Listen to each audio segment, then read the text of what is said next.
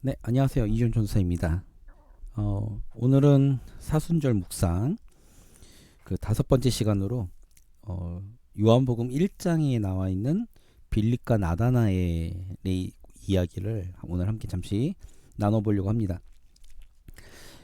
신약성경 요한복음 1장 43절에서 51절까지 있는 말씀 제가 읽겠습니다. 이튿날 예수께서 갈릴리로 나가려 하시다가 빌립을 만나 이르시되 나를 따르라 하시니 빌립은 안드레와 베드로와 한 동네 베세다 사람이라. 빌립이 나다나엘을 찾아 이르되 모세가 율법에 기록하였고 여러 선지자가 기록한 그 일을 우리가 만났으니 요셉의 아들 나사렛 예수니라. 나다나엘이 이르되 나사렛에서 무슨 선한 것이 날 수 있느냐. 빌립이 이르되 와서 보라 하니라. 예수께서 나다나엘이 자기에게 오는 것을 보시고 그를 가리켜 이르시되 보라 이는 참으로 이스라엘 사람이라. 그 속에 간사한 것이 없도다. 나다나엘이 이르되 어떻게 나를 아시나이까. 예수께서 대답하여 이르시되 빌립이 너를 부르기 전에 내가 무화과 나무 아래에 있을 때에 보았노라. 나다나엘이 대답하되 랍비여 당신은 하나님의 아들이시요 당신은 이스라엘의 임금이로소이다. 예수께서 대답하여 이르시되 내가 너를 무화과 나무 아래에서 보았다 함으로 믿느냐. 이보다 더 큰 일을 보리라. 또 이르시되 진실로 진실로 너희에게 이르노니 하늘이 열리고 하나님의 사자들이 인자 위에 오르락내리락 하는 것을 보리라 하시니라. 네, 요한복음 1장 43절에서 51절에 있는 말씀은 예수님의 제자인 빌립을 부르시고 그 이후에 빌립이 나다나엘을 예수님께로 인도하는 장면, 그래서 나다나엘을 예수님이 만나시는 장면이죠. 예수님께서 이 앞절에 보면 저희가 안 봤지만 그 35절에서 42절에 보면 그 제자를 이렇게 부르시는 장면이 나오죠. 그리고 여기서도 빌립이라는 제자를 부르십니다. 그 부를 때 제자들을 예수님께서 부르실 때 그들은 예수님의 그 부르심에 응답을 하였고 그리고 예수님을 따라갔죠. 이에 마찬가지로 빌립이 예수님을 만나고 난 이후에 참 메시아, 참 그리스도인 것을 깨달았어요. 성경에 예언된 그 선지자, 그 그리스도가 예수다, 나사렛 예수다라는 거였죠. 그거를 전하는 겁니다. 그랬더니 나다나엘이 그럽니다. 46절에 에이 나사렛에서 무슨 선한 것이나 이렇게 이야기를 하는 거죠. 그러니까 그 당시에 나사렛이란 동네는 상당히 낙후된 지역이었기 때문에 나사렛에서 어떤 좋은 것들이 날 수가 없다. 뭐 특별히 그리스도라는 것은 왕과 제사장을 합쳐놓은 거잖아요. 기름 부은 자, 그러니까 그리스도라는 단어 자체가 기름 부은 자라. 구약에서 기름 부음을 받은 사람은 왕과 제사장밖에 없는 거죠. 그래서 우리가 이제 나중에 이제 베드로 전서 2장을 보면 그러잖아요. 우리는 왕 같은 제사장 이런 표현을 쓰는데 어쨌든 간에 뭐 갑자기 생각나는 게 사담입니다. 그 참 그리스도다. 우리가 기다리던 그 메시아다라고 이야기를 하죠. 그래서 그 나사렛에서 그런 그 인물이 나올 수 없다. 이것이 그 나다나엘을 비롯한 그 당시에 사람들의 이미지였습니다. 그런 어떤 이게 그걸 뭐죠?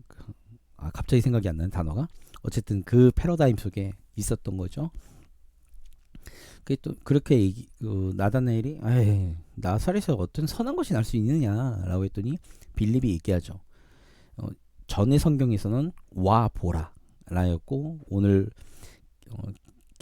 개정개혁에서는 와서 보라 라는 거죠.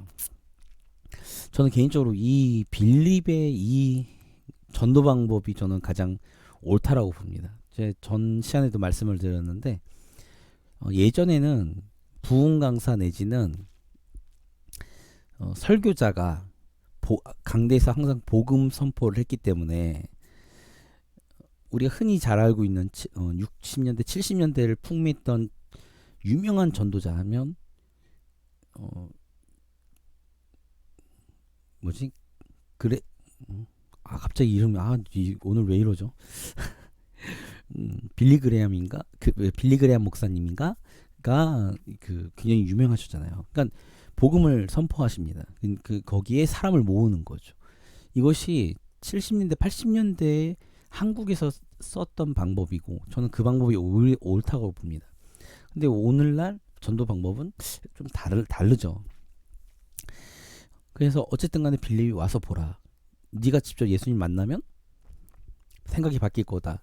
라는 어떤 생각에 그래서 이제 나다나엘이 못 이겨서 빌립이 하도 간곡하게 이야기하고 끄니까 이제 나다나엘도 이제 궁금했는지 이제 빌립을 따라가는 거죠.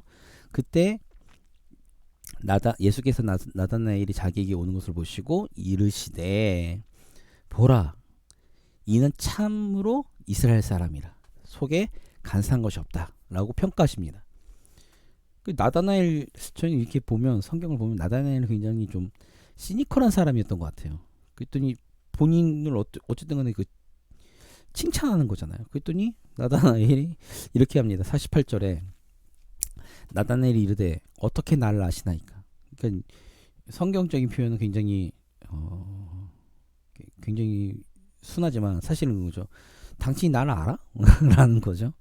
죄송합니다. 제가 좀 약간 좀 성격이 좀 이래서 어쨌든 당신 나 알아요? 라는 거죠. 어떻게 나를 아시나이까? 본 적이 없는데 자기를 만난 적이 없는데 나를 어떻게 아십니까? 라는 거죠. 유대인들 특히 구약에서부터 있는 유대인들의 풍습 중에 어떤 사람을 평가할 때 그냥 우리 개인적인 느낌을 가지고 평가하지 않습니다. 그러니까 구약에도 사람의 이름을 지을 때도 우리나라처럼 금방 이름을 짓는 것이 아니라 좀 성장하는 걸 보고 그 다음에 이름을 지어요. 왜냐하면 그 이름 안에 그 사람의 인격과 성향과 성품을 녹여내기 때문에 그렇습니다. 그래서 그것을 보고 부모가 그 자녀의 그런 모습을 보고 이름을 지어주는 거거든요. 그러니까 지켜봐서 그 사람을 평가하는 것이 구약에 나타나 있는 그리고 또 유대인들의 어떤 관습 중에 하나인데 갑자기 나다나엘이 예수님을 처음 봤는데 예수님이 자신을 처음 봤는데 자기를 그렇게 평가하는 거예요. 좋은 의미였지만 평가하는 거죠. 그것이 나다나엘에게 굉장히 좀 거슬렸던 것 같죠. 그래서 날 아십니까? 라고 하는 거죠. 그럴 때 이런 거예요. 예수님께서 빌립이 너를 부르기 전에 나다나엘 네가 무화과 나무 아래 있을 때 보았다라는 거죠. 그랬더니 갑자기 나다나엘 태도가 변합니다. 나다나엘이 뭐라고 그러죠?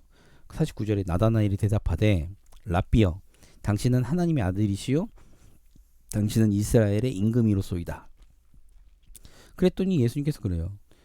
대답하여 이르시되 내가 너를 무화과 나무 아래서 보았다고 날 믿느냐라는 거죠. 무화과 나무 아래 나다나엘이 있다는 것을 예수님께서 아셨고 보았다고 얘기했을 때 나다나엘은 갑자기 태도가 변해서 갑자기 예수님을 하나님의 아들이고 이스라엘의 임금이고 이렇게 갑자기 자세가 돌변하는 저는 이게 이해가 안 되더라고요. 그래서 성경을 찬찬히 묵상을 해봤어요. 이게 어떤 의미일까? 이게 과연 무화과 나무 아래에 있는 나다나엘을 봤다는 예수님의 그 말씀이 나다나엘에게 어떤 의미로 다가왔을까라는 거였죠. 그거에 대한 힌트가 제 개인적으로 찾아낸 힌트가 열왕기상에 있는 엘리야의 모습에서 제가 그것을 좀 추측해 보는데 엘리야가 이제 갈멜산에서 850대 1로 싸워서 이겼잖아요. 그래서 다 죽였어요. 그 이방 선지자들 다 죽였어요. 그랬더니 이세벨이 너도 내일 얘네들처럼 죽을 거야 라고 한 말 한마디 했더니 도망가죠. 그 도망가서 어디로 갑니까? 로뎀 나무 아래 가요. 로뎀 나무 아래 가서 뭐라고 기도했는가 거죠. 그 뭐지? 엄청난 하나님의 능력을 발산했던 능력의 선지자 엘리야가 로데나무 아래 가서 무엇이라고 얘기했나 했을 때 한번 볼까요?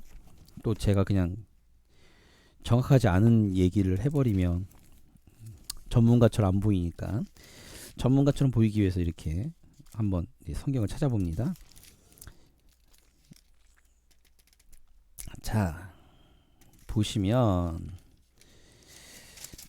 열왕기상 18장이 이제 갈멜산에서 이거고 열왕기상 19장에 보면 이런 거예요. 쭉 보면 4절이죠. 19장 4절에 보면 자기 자신은 광야로 들어가 하룻길쯤 가서 한 로뎀나무 아래 앉아서 자기가 죽기를 원하여 이르되 여호와여 넉넉하오니 지금 내 생명을 거두시옵소서. 나는 내 조상들보다 낫지 못하니이다 라 하고 그 다음에 5절에 로뎀나무 아래에 누워 자더니 천사가 그를 어루만지며 그에게 이르되 일어나서 먹으라 하는지라. 그래서 열왕기상을 보면 절망 가운데 그런 실족한 가운데 낙담하고 있는 엘리야가 찾아간 것은 로뎀나무 아래였어요. 그 로뎀나무 아래에서 하나님께 자신이 죽기를 간청했죠. 그랬더니 천사를 하나님께서 보내셔서 그 천사로 하여금 엘리야를 위로하였습니다. 저는 여기에 힌트가 있다고 생각을 했고요. 그래서 나다나엘이 무화과 나무 아래에 있었다. 그것을 내가 너가 무화과 나무 아래에 있는 것을 보았다 라고 이야기할 때 이것은 예수님과 나다나엘만 특별히 나다나엘만 알고 있는 어떤 비밀스러운 일인 거죠. 그러니까 자신의 어떤 완벽한 특별히 하나님 앞에서의 자신의 어떤 철저한 자신의 본 모습을 보여주는 어떤 가식과 허울이 아닌 그리고 어떤 가면과 어떤 포장이 아닌 자신의 날 것을 그대로 보여준 그 장소였다는 거. 아무도 없는 본인만이 아는 본인만이 그것을 간직하고 있었던 하나님과의 비밀 뭐 이런 거죠. 그랬기 때문에 내가 너가 무화과 나무 아래에 있는 것을 보았다라고 이야기를 할 때 나다나엘은 자신만이 알고 있는 자신만이 하나님 앞에서 보여줬던 자신의 본 모습 또한 그 안에서 하나님의 어떤 위로와 엘리야처럼 위로와 어떤 안식을 경험했던 어떤 그런 체험이 있는 하나님으로부터 오는 체험이 있는 그 장소를 이야기했기 때문에 나다나엘의 태도가 변한 것이다 라고 생각이 듭니다. 그렇기 때문에 예수님께서 그러는 거죠. 내가 너를 무화과 나무 아래에서 보았다 함으로 믿느냐.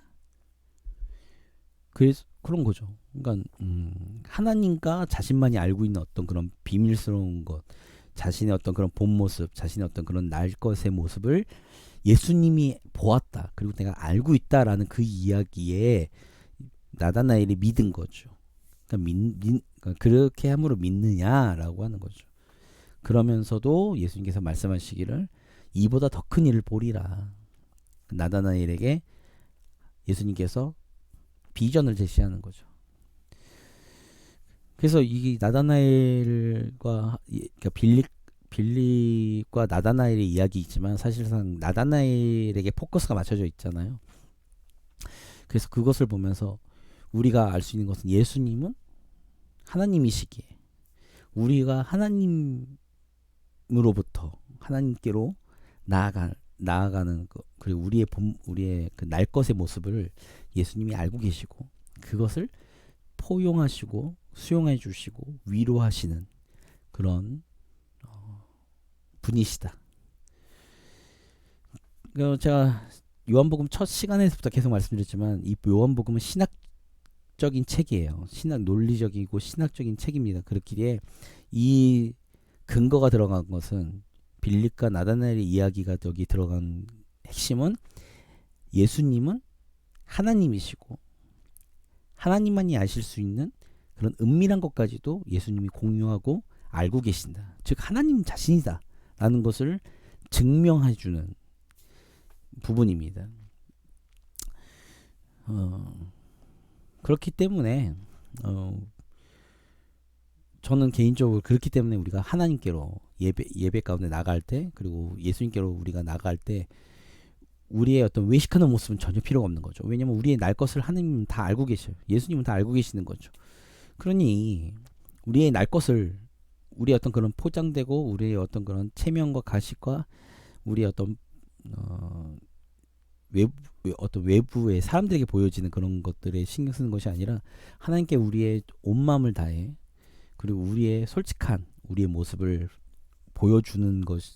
보여주고 그 가운데 하나님께로 나아가는 것이 우리의 참된 신앙이라고 생각이 드는 거죠. 그럴 필요가 없다는 거. 그냥 우리가 사순절 기간에 또 우리의 날 것, 그것이 비록 우리가 죄 가운데 더럽고 추악한 우리의 은밀한 죄까지도 하나님은 다 알고 계시기에, 예수님은 다 알고 계시기에 그것까지도 우리는 하나님 앞에 내어놓을 수 있는 믿음이 필요하다. 그렇게 생각이 듭니다. 그러니까 우리의 예배의 태도, 우리의 신앙의 태도는 과연 솔직한 것인가? 그리고 우리의 날 것을 주님께 그대로 보여드리고 있는가? 주님은 다 알고 계신데, 우리의 마음속 깊은 곳까지 또 감찰하고 계신데 우리는 그렇게 생각을 자꾸만 안 하고 있는 건 아닌지. 그러니까 우리가 믿음의 눈으로 주님을 바라보고 예수님을 바라보고 하나님을 바라보는 것이 아니라 자꾸만 눈에 보이는 사람들에게 우리가 집중해서, 우리가 때로는 체면 때문에, 때로는 우리의 그 사람들의 외부적인 사람들의, 다른 사람들의 평가 때문에, 그리고 내 자신이 가지고 있는 어떤 그런 그 사회적인 그런 요구 속에서 내 스스로에 대한 이미지 때문에 하나님께 나아갈 때도 우리는 자꾸만 무엇인가 감추고 숨기려고 하고 있진 않은지. 십자가에서 다 해결된 그 상황인데도 불구하고 말이죠. 이 사순절 기간에 우리가 좀 더 어린아이와 같은 그런 신앙 가운데 한 걸음 하나님께로 더 가까이, 또한 깊이 들어갈 수 있는, 그 임재 가운데 우리가 들어갈 수 있는 시간들이 되기를 기도하고, 저 역시도 그러다 보니까 저도 잠깐만 제 날 것들을 아무 생각 없이 잠깐만 사역할 때도 잠깐만 얘기하고, 설교할 때도 얘기하고, 이 유튜브 하면서도 얘기하고 이러더라고요. 좋은 건지 모르겠습니다만 어쨌든 저 역시도 날 것 그대로 사람들에게 또 하나님 앞에서도 부족하면 부족한 대로, 안 좋은 모습대로 보여드릴 수 있는 용기와 그런 모습이 필요하지 않을까, 그렇게 제 혼자 생각하고 더 간절한 마음으로, 진실한 마음으로 주님께 나아가는 사순절, 또한 2020년도 고난주간과 부활주일이 되기를 기도하면서 오늘은 이만 마치겠습니다. 네, 감사합니다. 이주연 전사였습니다.